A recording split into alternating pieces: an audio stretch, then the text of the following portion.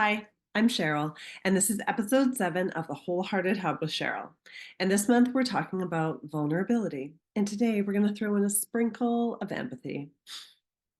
In the last episode, we talked about vulnerability and its importance to our successes in life when we look at our successes.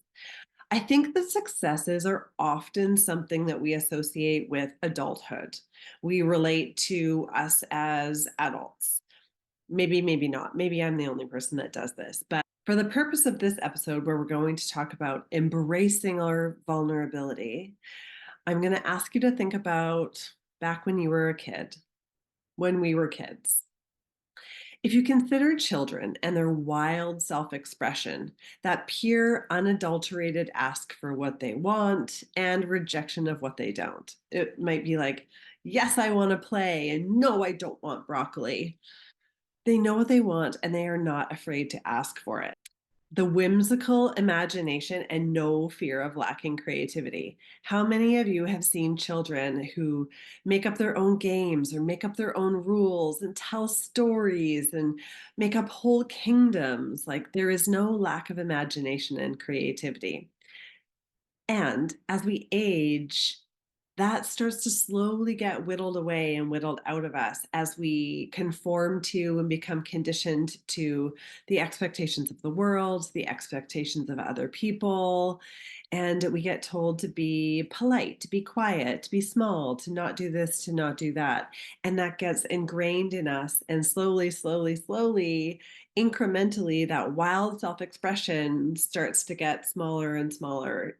And we fit more into the box of other people's expectations and what they value of us.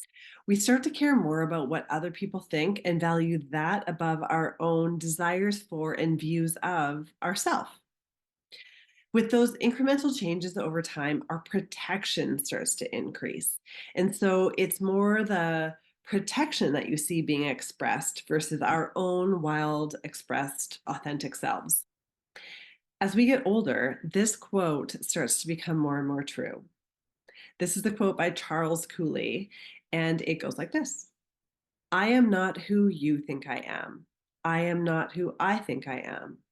I am who I think you think I am. And if you really stop and think about that, it's kind of sad. So, what are you going to do about it? How do we embrace our vulnerability? And what does empathy have to do with it? One practice that I want to introduce is to channel your inner child. Let's be real, they show up on our bad days anyway. It's often your inner child that is saying, like, why did I get left out of that? Or why wasn't I invited to that party? Or whatever the example is. So, why don't we bring them into the good times as well? So, the questions that I'm going to ask you are: what are the things you loved to do when you were a child? What sparked your imagination? What inspired you? What lit that spark in you as a little kid? What kind of play are you missing out on because you think it's for children? What are we doing that we don't do anymore because we're grown-ups? I mean, I think being grown up is hard and overrated sometimes, but how can we channel our inner children? This part of you is still alive and well. That child is still inside us, it's still part of us. We're just big kids. So, how can you be more childlike in your approach to yourself? As for calling empathy into it, the other adults around us might feel like they've lost access to their inner children too. Empathy empathy is saying, "Me too," or "I get it." When someone comes to us with a struggle or a challenge or something that they're experiencing that maybe they're vulnerable in sharing with us. It takes vulnerability to be empathetic. Our protection trains us to be critical. Our empathy allows us to be curious. Calling on the child self again in interactions with another person. In the next week, think about when you're having an interaction with another person, how can you get curious? And maybe get curious about their inner child as well. My challenge for you in that is, what will it take for you to dial up curiosity in the next week and dial down your criticism a little bit? And me saying you're critical is not being me being critical of you. It's just what we do as adults. We start to get really critical of other people and look at it through our own lens. And it's like, that's not what I would do.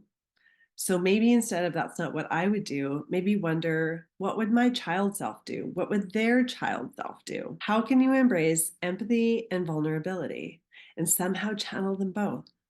So the challenge that I leave you with is to try it on. I am leaving for Mexico in a day and a half. And so this weekend, I was trying on swimsuits. Did I enjoy that experience? Not necessarily.